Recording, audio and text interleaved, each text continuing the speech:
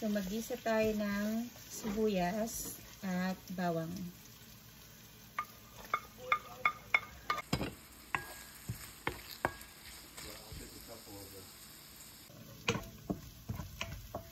So, wala akong ibang gulay. So carrots lang yung gagamitin ko lang. Pambaon lang namin to sa swimming. And shrimp lang yung ihahalo ko. Ayan. Para mabilisan lang.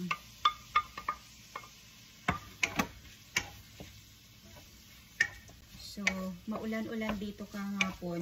Hindi sana kami matutuloy today. So, kaya mabilisan na lang itong pagluluto.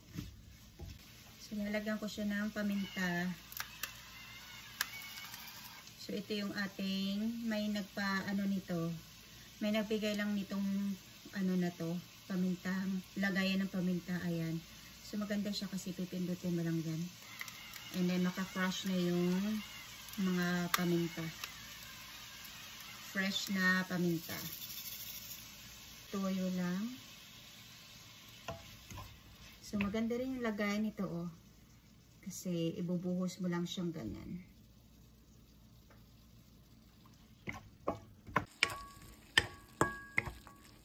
So, lalagyan ko siya ng tubig para malambot yung, carrots. So, ayan. Papakuluin ko lang to and ilalagay ko na yung noodles. So, ganyan lang kadali magluto ng pansit. So, yan ay kulong-kulo na siya. Ilalagay ko na yung ating noodle. Nung kumulo na siya, guys, ilalagay ko na itong noodles. Lalagyan ko rin pala siya ng mushroom powder. Pampalasa. Pero konti lang kasi marami na yung nilagay kong toyo.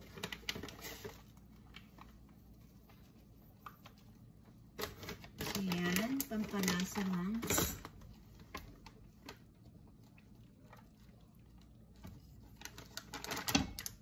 Konti lang lulutuin ko, dalawang tabla. Ayaw rin nilang kumain.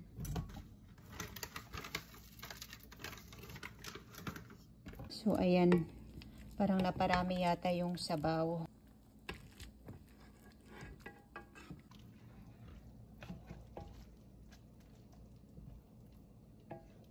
So, ito na yung ating pansit, guys.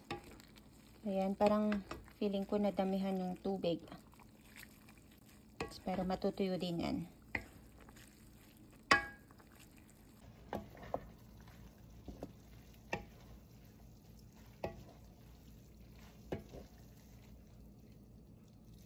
So, ito na yung ating pansit. Luto na yung ating pansit. May pambaon na. Okay, so titikman ko muna siya kung medyo okay yung lasa niya.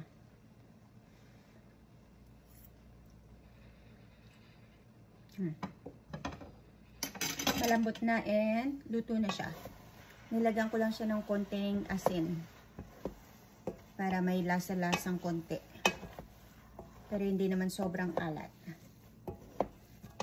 Ito na ating nalutong pansit.